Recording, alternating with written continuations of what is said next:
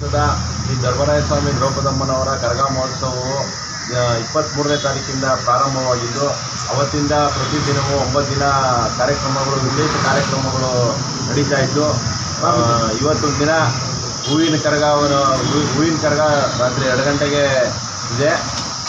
ಹೂವಿನ ಕರಗ 12 ಗಂಟೆಗೆ ಆಚೆ ಬಂದು ನಗರದ ಪ್ರಮುಖ ಬೀದಿಗಳಲ್ಲಿ ಸಂಚರಿಸಿ ಎಲ್ಲ ಕಡೆ ಪೂಜೆಗಳು ತಗೊಂಡು ಮತ್ತೆ ದೇವಸ್ಥಾನ ಸೇರಿ ಕರಗ ಯಶಸ್ವಿಯಾಗಿ ನಡೀತದೆ ಇವತ್ತು. ಅದರಿಂದ ಎಲ್ಲ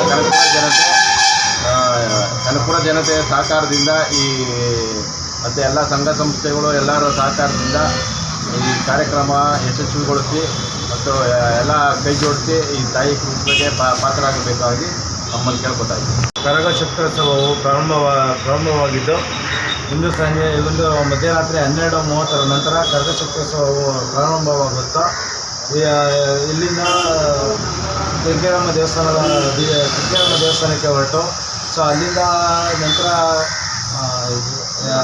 ಅಂಬೇಡ್ಕರ್ ನಗರ ಮತ್ತು ಯಲ್ಲಮ್ಮ ದೇವಸ್ಥಾನ ನಗರದ ಪ್ರಮುಖ ರಸ್ತೆಗಳಲ್ಲೆಲ್ಲ ಸಂಚರಿಸಿ ದ್ರೌಪದಿ ಧರ್ಮರಾಯ ಸ್ವಾಮಿಯವರ ಹೂವಿನ ಶಕ್ತಿ ಕರಗೋತ್ಸವ ಇವತ್ತು 12 ಗಂಟೆಯ ನಂತರ ಶ್ರೀ ಧರ್ಮರಾಯ ಸ್ವಾಮಿ ದೇವಸ್ಥಾನದಲ್ಲಿ ಪ್ರಾರಂಭ ಆಯ್ತದೆ.